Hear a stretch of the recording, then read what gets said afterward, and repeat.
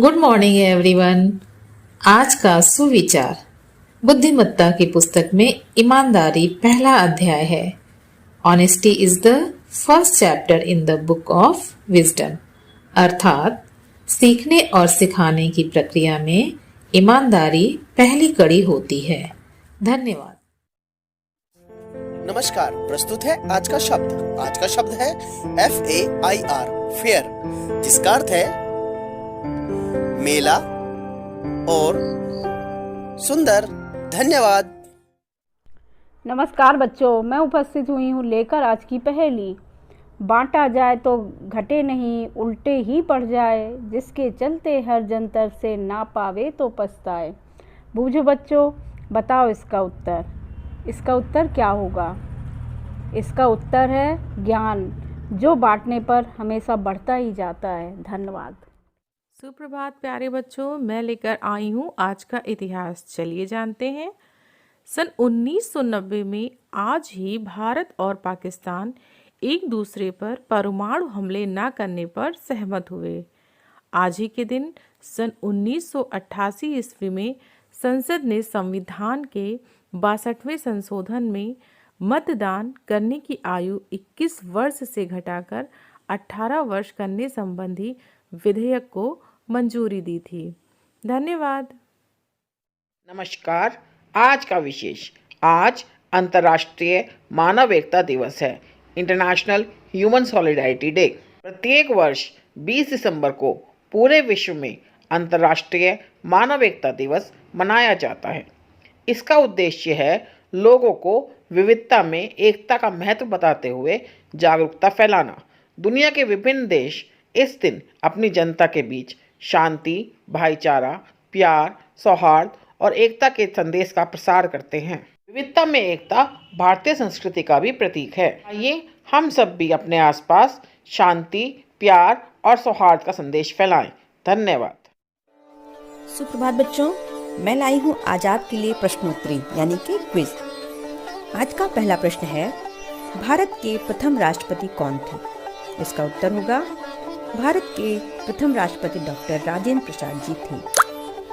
प्रश्न नंबर 2, भारत के प्रथम उपराष्ट्रपति का नाम क्या था? इसका उत्तर है डॉक्टर सर्वपल्ली राधाकृष्णन। प्रश्न नंबर 3, हमारे देश की पहली महिला राष्ट्रपति कौन बनी? इसका उत्तर है श्रीमती प्रतिभा देवी सिंह पाटिल। प्रश्न नंबर 4, हमारे देश के प्रथम प्रधानमंत्री कौन थे? इसका उत्तर होगा हमारे देश के पहले प्रधानमंत्री पंडित जवाहरलाल नेहरू जी थे, जिनको कि हम चाचा नेहरू के नाम से भी जानते हैं। प्रश्न नंबर 5, हमारे देश के प्रथम उप प्रधानमंत्री कौन बने? इसका उत्तर होगा सरदार वल्लभ भाई पटेल हमारे देश के पहले उप प्रधानमंत्री बने। धन्यवाद। नमस्कार। आज का बाल गीत इस तरह से है। पीले रंग का मेरा छाता, यह वर्षा से मुझे बचाता, कड़ी धूप या रिमझिम पानी, दोनों में है साथ निभाता। पीले छाते की यह साथी, मेरी ये काली बरसाती, खुद पानी से तर हो जाती, लेकिन मुझको सदा बचाती। इसके साथ मजा जीने का, बारिश की बूंदे पीने का, अच्छा लगता मुझको भाता, पीले रंग का मेरा छाता। आशा है आपको आज की बहुत अच्छी कविता लगी होगी। धन्यवाद। हेलो बच्चों, मैं सोनम आपके लिए लेकर आई हूँ आज की कहानी। कहानी का नाम है खुशी देने से मिलती है। एक आध्यात्मिक गुरु थे। एक आयोजन में उनके अनेक शिष्य आए। गुरु जी ने अपने शिष्यों के लिए एक प्रतियोगिता रखी। हर व्यक्ति को एक गुब्बारा दे दिया और उस पर अपना नाम लिखने को कहा। सारे गुब्बारे इकट्ठा कर दूसरे कमरे में रख दिए गए। फिर उन लोगों से कहा गया कि वे एक साथ उस कमरे में जाकर अपने नाम का गुब्बारा ढूंढ कर लाएं। वही जीतेगा जो 2 मिनट के अंदर अपने नाम का गुब्बारा ले आएगा। प्रतियोगिता शुरू होते ही सभी लोग कमरे की ओर दौड़ पड़े।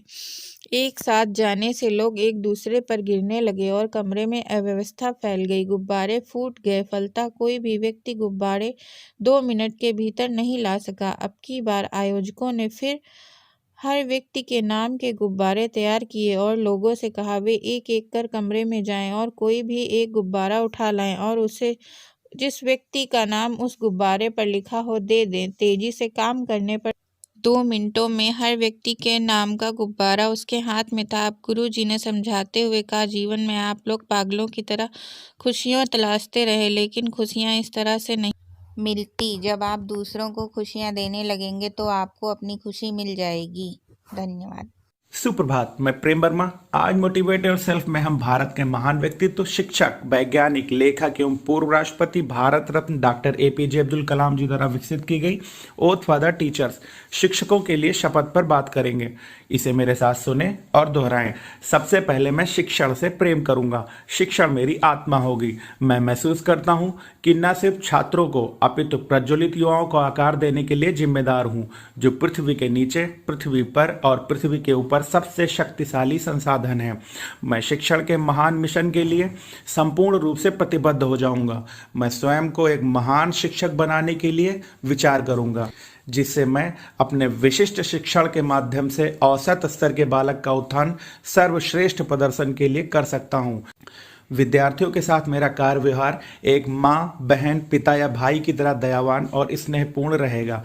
मैं अपने जीवन को इस प्रकार से संगठित और व्यवहारित करूंगा कि मेरा जीवन स्वयं ही मेरे विद्यार्थियों के लिए एक संदेश बने।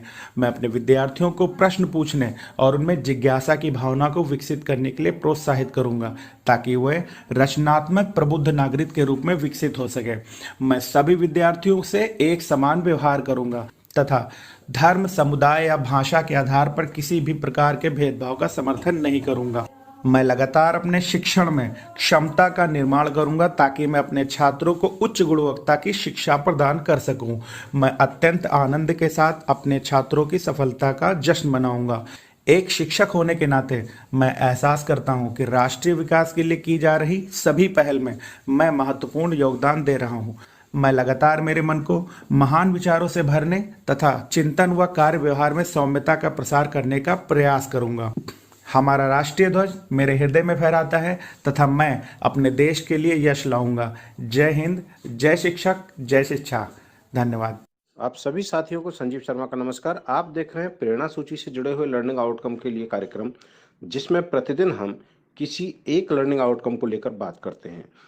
आज हम बात करने वाले हैं कक्षा 4 के गणित विषय के एलो कोड M404 M405 के बारे में, जिसमें गणितीय समझ की विषय को लेकर आज हम 3 अंकीय गुणा एवं भाग के बारे में बात करने वाले हैं। आइए देखते हैं किस प्रकार की गतिविधि कक्षा शिक्षण में हम करा सकते हैं। यहाँ दी गई गतिविधि एक उदाहरण मात्र है। शिक्षक ऐसी ही अन्य गतिविधियां अपनी शिक्षण योजनाओं के लिए तैयार कर सकते हैं। साथियों, हमारी आज की गतिविधि का नाम है अब कितने।